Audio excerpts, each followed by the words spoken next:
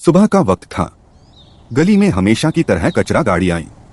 Speaker से वही आवाज गूंज रही थी, गाड़ी वाला आया घर से कचरा निक। बच्चे खिलखिलाते हुए पीछे भाग रहे थे। लोग घरों से कचरे की बाल्टियां डाल रहे थे। पर उस भीड़ में एक चेहरा अलग दिखता था, परमिंदर का। वो उसी गाड़ी का कर्मचारी था, पर उसकी आंखों में थकान और गुस्सा एक साथ तैर रहे थे, क्योंकि महीनों से वो मोहल्ले वालों से कह रहा था, गीला सूखा अलग करो, ये नियम है। लेकिन लोग रैपर, सड़ा खाना, प्लास्टिक सब मिलाकर फेंक देते। कभी कभी तो कचरा सड़क पर ही उछाल देते। उसके हाथ फीनेल से जले हुए थे। कपड़े हमेशा गंदगी से भीगे रहते।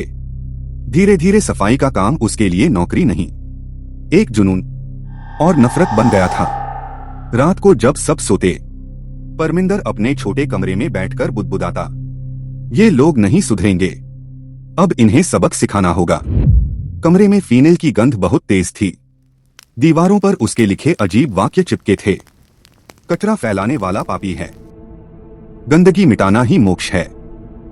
वो आधी रात को पुराने खिलौने, प्लास्टिक और कागज जलाता और आग के सामने मंत्र जैसा दोहराता, गंदगी जलाओ, गंदगी मिटाओ। इसी बीच साक्षी की बच्ची जिनीशा रोज खेल में मशगूल रहती। वो मिट्टी से घरौंदे बनाती, कभी चॉकलेट खाकर रैपर फेंक देती। उसकी मासूम हरकतें परमिंदर की आंखों में अपराध जैसी लगती। एक दिन उसने देखा, जिनीशा ने स्कूल से लौटते वक्त रैपर सड़क पर गिरा दिया। परमिंदर ने दूर से देखा और उसके होंठ हिले। यही तो बीज है गंदगी का, इसे ही ठीक करना होगा। उसकी चाल धीमी हो गई, पर उसकी नजरें बच्ची से हटती नहीं थीं।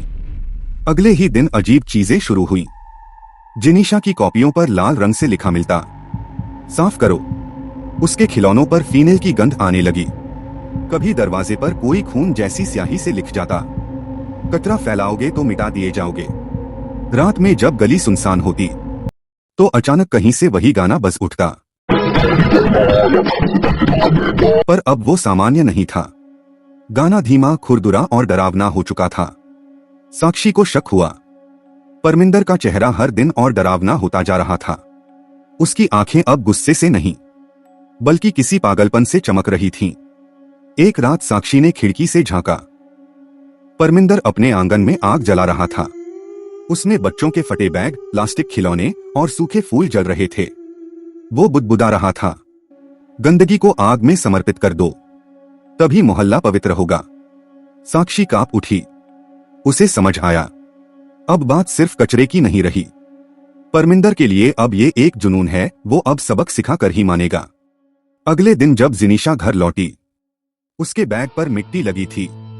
परमिंदर गली के कोने से उसके पीछे पीछे चल पड़ा। उसकी आंखों में अजीब चमक थी। धीरे धीरे वो बुदबुदाने लगा, इस गंदगी को अभी साफ करना होगा, इसे सबक सिखाना होगा। शाम ढलते ही गली अंधेरे में डूब गई। अचानक जिनीशा के घर के दरवाजे पर लिखा था, साफ करो वरना मिट जाओ।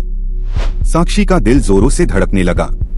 उसने दरवाजा बंद किया, जिनीशा को गोद में उठाया, लेकिन खिड़की से देखा, परमिंदर वहीं खड़ा है, हाथ में फीनेल की बोतल और जलती माचिस। वो मुस्कुराते हुए बोला, अब गंदगी फैलाने वालों की बारी है। साक्षी जिनीशा को समझाती है, देखो बेटा, अब दोबारा से कचरा मत करना, नहीं तो परमिंदर अंकल आ जाएंगे। जिनीशा माँ के सामने हाँ बोलकर अपनी गलती मान लेती है। बाहर खड़ा परमिंदर सुकून के साथ घर से दूर चला जाता है। अगले दिन जिनीशा स्कूल से लौट रही थी। उसको माँ की कही बातें याद तो थी, पर फिर भी उसने माँ की बातों को सीरियसली नहीं लिया और चॉकलेट का रैपर रास्ते में फेंक दिया।